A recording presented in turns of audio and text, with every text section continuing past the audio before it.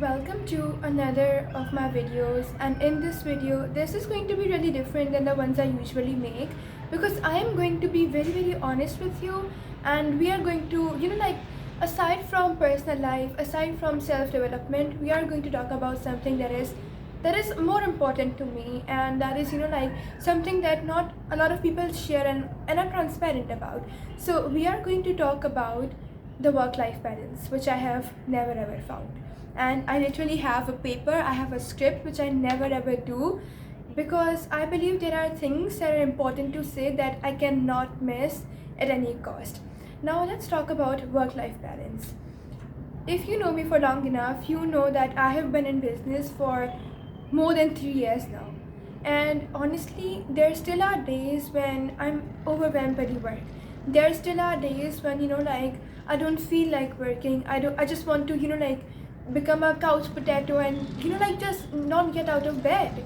But then there are some days where I'm like so free, I have nothing to do. I'm literally painting, finishing books, cooking, doing whatever I want, and I'm just feeling bored because I don't have any work, right? No client work, let's say. It can be weekends.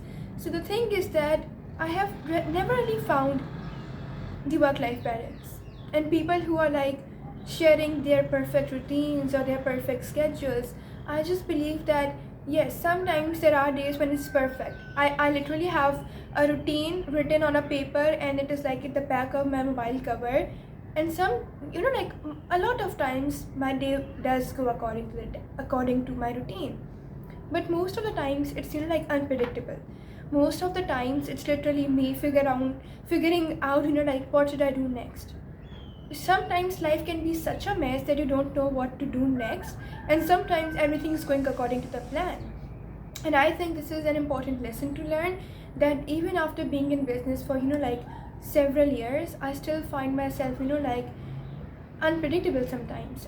I still find myself confused sometimes, and that is very important to own. That is important to share, because a lot of you might be running businesses. You might be you might be working a job and juggling your studies in between, and you might feel that you are not doing enough, or that you are not perfect, or that all of these fancy reels or fancy discipline motivational reels you see, they show they convey that everything is perfect, the life is perfect, and that being a teenager I'm doing XYZ, and I'm I have this work-life balance. They make you feel like we're not doing enough, and that is wrong. And I'm here to tell you that even after so much experience and being in business for so many years, I still feel confused. There are days that I feel overwhelmed, there are days where I feel tired, but the thing is that I am never going to give up on my dreams. I am honestly never going to give up, or never going to burn my business to the ground, or make a big transition. Maybe when I grow up, if I want to change something in my business, but I'm never going to give up. And that is because I am passionate about what I do. I love what I do, and sometimes the things you love, they can be a bit tiring. This is the same for people, this is the same for business. And the thing is that yes, I have to sacrifice a lot of things. If you think that I'm living a perfectly normal life and doing all of these extracurriculars, doing this business, it is my choice. Yes, it is my choice to run a business, it is my choice to participate in extracurriculars and do volunteering hours and all that. But the thing is that there is some sacrifice that I do, and it's mostly I still go out with friends, I still watch movies with my family, I still go out with my family, but the sacrifice that I do mostly is for social media. So a few years ago, and this is very honest of me to share, right? A few years ago, I used to be addicted to social media, on Instagram, especially Instagram Reels. I used to be addicted to them. And now, for the past few months, I have realized that if I really want to achieve something, if I really want to do something, then I cannot follow the path everyone else is following. And that is why I am trying to cut down my Instagram Reels, that scrolling time, and that doom scrolling time, right? So yes, there is a sacrifice that I'm doing, and a lot of sacrifices are there as well. But the lesson for you here is that if you feel like you are made for something great, if you feel like you are, like you have to do something, you have to achieve a goal, you have to hit a milestone, then you would always, always, always have to sacrifice something. And that is, like for something great, greatness always comes with a price. And that price isn't, like finance wise, that isn't effort or time wise, that is just, like your addiction wise. I believe that a lot of times you have to give up on things that you are addicted to that you know are bad. Like if you're addicted to success, then that is a good thing, right? But being addicted to, let's say, doom scrolling or watching a lot of Netflix, like Netflix binging, or like all of that, then you have to sacrifice that, because nothing great comes with ease. Because if it was really easy to become successful, if it was really easy to, like hit whatever goal you want to hit, then every other person on this planet would be a millionaire or hitting that goal. So I think that is very, very important to understand. And I'm a multi-passionate person. I have a lot of hobbies to follow. I love painting, I love art, I love cooking, baking, working out, I love trying out new dishes, doing makeup, all of that, right? I love all of that. I'm obsessed with it. But I do feel like, like this is again very honest talk. And I do feel like that while, like focusing on my academics and my business, juggling both of these top priorities have, like resulted in my hobbies vanishing a bit. Like I'm standing right in my bookshelf. Like I read a lot of books still, but I do believe that there are things which are, like disappearing a bit at the back end, that I want to, like get back, right? I want to gain them back. And what I'm doing right now is that I'm focusing on streamlining the things and streamlining my processes. Just building a team, hiring people, like expanding my business, and all of this, so I can get some work off my plate and enjoy more, like work more on my hobbies, and like take out some more time to do things that, like that make me happy. Of course, studying makes me happy, running a business makes me happy, but those passions, those business and studying is my passion, right? Don't get me wrong.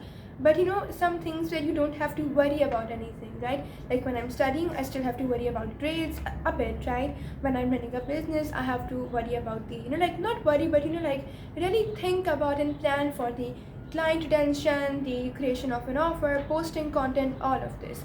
But sometimes I just want to, like I'm building a team right now to take out some work off my plate, so I can focus on things and like give 1 hour each day to things that I don't have to worry about, right?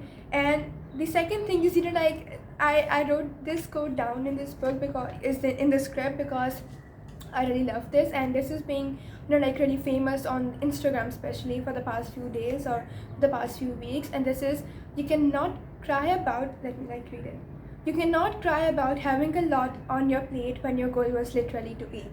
And I love this, right? I'm obsessed with this, because I feel like that sometimes when I get overwhelmed, like I want to cry, or I'm like tired, right?